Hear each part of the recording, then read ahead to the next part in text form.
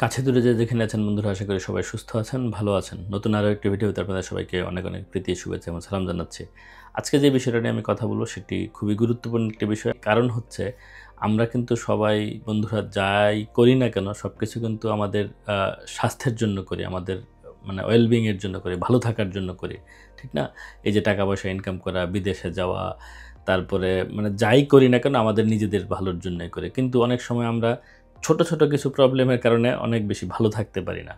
তো যারা আমরা পশ্চিমা বিশ্বে থাকি, বিশেষ করে ইউরোপ, আমেরিকা, কানাডা এইসব দেশগুলোতে থাকি, মানে শীতপ্রধান দেশে, তাদের কিন্তু নানান ধরনের ঝামেলা হয়।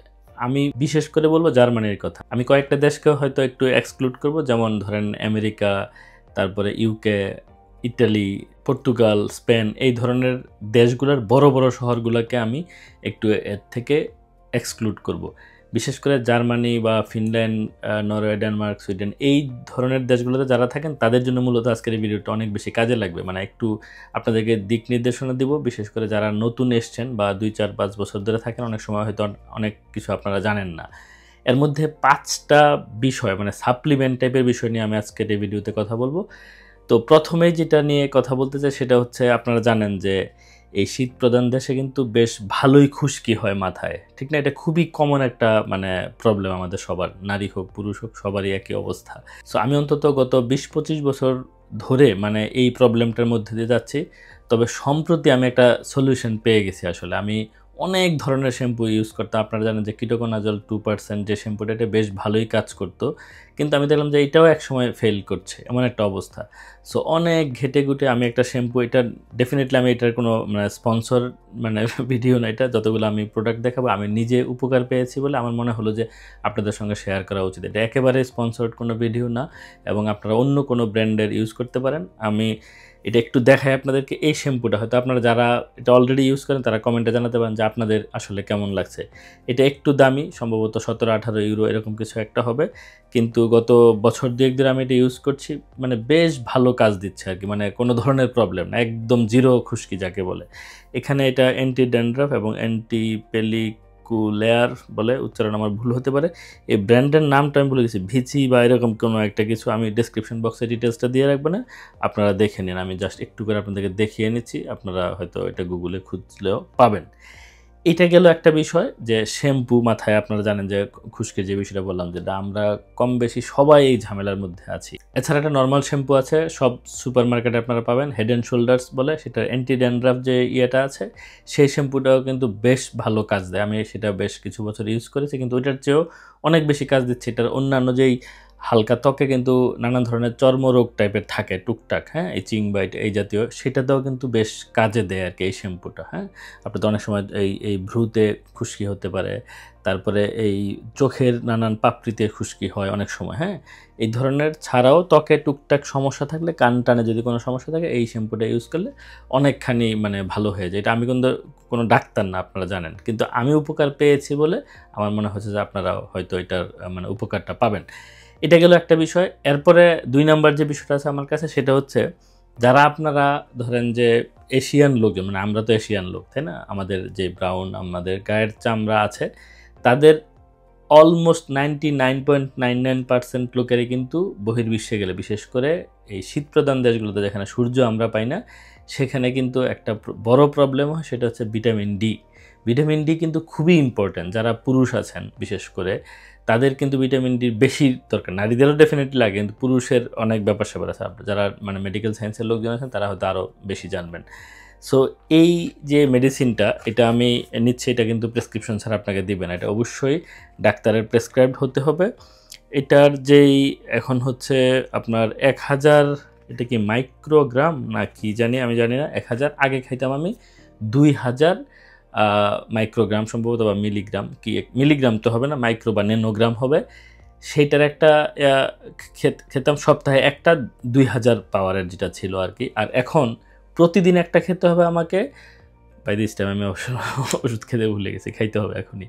সো প্রতিদিন এই ১০০০ পাওয়ারের আমাকে খেয়ে যেতে হবে। কতদিন খেতে হবে শিওর না, কারণ আমরা ব্লাড টেস্ট করে দেখেছি যে আমাদের এটার ঘাটতি আছে, আমারও আছে, আমার মিসেসেরও আছে। আমরা ফিল করছিলাম যে ধরেন শরীর ব্যথা-ট্যাথা নানান ধরনের। এবং আপনারা হয়তো অনেক সময় জানবেন যে ডিপ্রেশনের কারণ কিন্তু এই ভিটামিন ডি এর সংকটে হতে পারে। সো সেটা নিয়ে আমি একটা পৃথক ভিডিওতে কথা বলব। তো যেটা বলছিলাম যে আপনারা এটা এমনিতে প্রেসক্রিপশন ছাড়া পাবেন না। প্রেসক্রিপশন ছাড়া বিভিন্ন সুপার শপে পাবেন বা ডিএম নামে একটা আছে, সুপার শপ আছে, সেখানে এই টাইপের মানে কসমেটিক্স, তারপরে এই টুকটাক মেডিসিন যেগুলো পাওয়া যায় সেগুলো একটু কম পাওয়ারের পাবেন। সেটা হয়তো আপনাদের একটু মানে সংকট কমতে পারে। বাট যদি ব্লাড টেস্ট করিয়ে নিতে পারেন আপনারা, সবচেয়ে ভালো হবে। ডাক্তাররা অনেক সময় আপনারা জিপি বা জেনারেল ফিজিশিয়ানের কাছে গেলে, অথবা জার্মানিতে যেটাকে হাউস আর্টস বলি আমরা, তার কাছে গেলে ব্লাড টেস্ট যদি সে ফ্রিতে করে, তাহলে আপনারা সেটা মানে যদি ঘাটতি থাকে ভিটামিন ডি এর আপনাদেরকে দিবে। আর যদি ধরেন যে সে করাতে না চায়, অনেক সময় এই যে আমাদের যেই মানে গভর্নমেন্টের যে ইয়েটা আছে, গেজেটসলি ক্রাঙ্কেন কাছে বা মানে হেলথ ইন্স্যুরেন্স যেটা আছে, সেটা থেকে অনেক সময় এটা কাভার করে না। মানে 3 বছরে একবার আপনার ফ্রি ব্লাড টেস্ট করার সুযোগ থাকে যদি আপনার বয়স 34-এর পর হয় আর কি। মানে 35 বছর থেকে আপনার প্রতি 3 বছর পর পর আপনার একবার ফ্রি ব্লাড টেস্ট করার অপশন আছে। সেটা আপনার কোনো খরচ করতে হবে না, কিন্তু আমরা টাকা দিয়ে করিয়েছি আর কি টেস্টটা। মানে আমাদেরকে পে করতে হবে সম্ভবত 40 বা 38 বা এরকম কোনো একটা অ্যামাউন্ট পে করতে হবে, 40 ইউরোর মতো, 35 থেকে 40 ইউরোর মতো। শুধু ভিটামিন ডি করালে সম্ভবত 28 ইউরো এরকম কিছু একটা। কিন্তু সবচেয়ে বড় কথা হচ্ছে আপনি 28 ইউরো বাংলাদেশের টাকায় ধরেন 3-4 হাজার টাকা, এটা এত বড় অ্যামাউন্ট আমি বলবো না। কিন্তু বিষয় যেটা দাঁড়াচ্ছে যে আপনার শরীরে যেহেতু একটা কিছুর ঘাটতি আছে, এতে কিন্তু আপনার হাড় ফেটে যাওয়া, শরীরে নানান ধরনের সংকট কিন্তু তৈরি হবে এই একটা ভিটামিনের সংকটে, ঠিক আছে? সো এটা আপনার টেস্ট করে নেবেন, যারা বিশেষ করে শীতকালীন দেশে থাকেন এবং মানে আমাদের চামড়া যাদের ব্রাউন আছে তাদের এই প্রবলেমটা একদম গড়পড়তা হয় এবং সারা জীবন, আমাকে আরেকজন ডাক্তার বলেছিলেন আমাকে নাকি সারা জীবন খেতে হবে এরকম। সো এটার ডেফিসিয়েন্সি সবসময় হয়। সো আপনারা জানেন যে ভিটামিন ডি আমার 2 নাম্বার বিষয়টা আমি বললাম। এবং 3 নাম্বার যে বিষয়টা আছে, এটা সবার ক্ষেত্রে জরুরি না। এটা হচ্ছে, এটা আর একটা ওমেগা 3। আপনারা জানেন যে ওমেগা 3 ফ্যাটি অ্যাসিড এটা মাছে প্রচুর পাওয়া যায়। এটা খুবই ইম্পর্ট্যান্ট। আমি আসলে ব্যাখ্যা দিয়ে বোঝাতে পারবো না। যারা আপনারা মেডিকেল সায়েন্সের লোকজন আছেন তারা জানেন যে মানে ওমেগা 3 কতটা ইম্পর্ট্যান্ট, ঠিক আছে? সো আমার মিসেসকে ডাক্তার এটা ফ্রাউয়েন আর্টস বলে এখানে, মানে স্ত্রীরোগ বিশেষজ্ঞ যারা থাকে তারা এটা সাধারণত আপনার ইয়ে করে, কি বলে যে রিকমেন্ড করে এইটা। তারপরে আয়রন যদি ঘাটতি থাকে, হ্যাঁ, ম্যাগনেসিয়াম, ক্যালসিয়াম, এগুলো টেস্ট করে অবশ্যই জেনে এই ভিটামিন ভিটামিনগুলো অবশ্যই খাওয়া উচিত। তো ওমেগা 3 এমনিতে সবাই খেতে পারে যদি মানে ইয়ে করে। আমি 2-4টা খেলাম 2-4 দিন। তো ডেইলি একটা করে যখন খেলাম আমার দেখলাম যে একটু রিফ্লাক্স যেটা বলে মানে অ্যাসিডিটি হচ্ছে। সো এটা আপনারা টেস্ট করে দেখবেন যে আসলে আপনার লাগবে কিনা। অনর্থক খেয়ে তো লাভ নাই। যদি আপনার মনে হয় ডেফিসিয়েন্সি আছে তাহলে এটাও খুবই ইম্পর্ট্যান্ট। 3টা মেডিসিনের কথা বললাম। আরেকটা জিনিস হচ্ছে 4র্থ নাম্বার যেটা আমার কাছে আছে, এই যে এগুলো কোনোটা কিন্তু বন্ধুরা বিজ্ঞাপন না। আমি নিজে খাচ্ছি বলে আমার মনে হলো যে আপনাদের সঙ্গে মানে ভালো থাকার জন্য কি কি অপশন আছে বা এগুলো উচিত নেওয়া, সেগুলো আমি আপনাদের সঙ্গে একটু করে বলছি। এটা হচ্ছে, আপনারা জানেন যে কোলাজেন, আমাদের বয়স যখন 30, 35, 40 পার হয়ে যায় তখন কিন্তু শরীরের ওইভাবে প্রোটিন উৎপাদন করতে পারে না এবং নানান ধরনের ক্ষয় কিন্তু হয়, যেটা আমাদের শরীর আর এই মানে মেকানিজম থেকে এত বেশি উৎপাদন করতে পারে না। এরপরে কিন্তু আমরা আস্তে আস্তে আস্তে আস্তে বুড়িয়ে যাই, না মানে বয়স হয়, বুড়া হয়ে যায় আমরা। সো এই কোলাজেনটা কিন্তু খুবই ইম্পর্ট্যান্ট, আপনারা নিতে পারেন। এটার কিন্তু খুব বেশি সাইড ইফেক্ট নেই। আপনার যতগুলো আমি করার কথা বললাম কাইন্ড অফ সাপ্লিমেন্টের মতো বা ভিটামিনস, এগুলো কিন্তু আমাদের সবার দরকার। যদি আপনার ঘাটতি থাকে অবশ্যই আপনার এগুলো নেওয়া উচিত। এবং আমি আরও অনেকগুলো বিষয় বলতে পারতাম, আপনারা গুগলে সার্চ করলে নিজেরাই জানতে পারবেন, কিন্তু আমি আরেকটা বিষয় বলে শেষ করব, সেটা হচ্ছে ভিটামিন ই। এটা খুবই ইম্পর্ট্যান্ট। নারী পুরুষ আমরা যাই হই না কেন, 30-এর পর যদি আপনার বয়স হয় তাহলে অবশ্যই আপনার এটা মানে খাওয়া উচিত বা নেওয়া উচিত। আপনার ডাক্তার হয়তো বলবেন, জার্মানিতে আমি কোনো ডাক্তারকে এটা বলতে শুনি নাই যে তোমার এই ভিটামিন খাওয়া উচিত, ওই ভিটামিন খাওয়া উচিত, যেটা আমাদের দেশে কিন্তু বলে। এবং আমাদের দেশের ডাক্তাররা কিন্তু মানে টু বি অনেস্ট আমি জানি না কমিশন পায় কিনা বিভিন্ন কোম্পানি থেকে। আপনারা জানেন এটা তো ওপেন সিক্রেট একটা ব্যাপার, কমিশনও পায় হয়তো, রিকমেন্ড করে দেয়, এটা সেটা লিখে দেয় যে একটা সাপ্লিমেন্ট দিয়ে দিলাম, সো হোয়াট।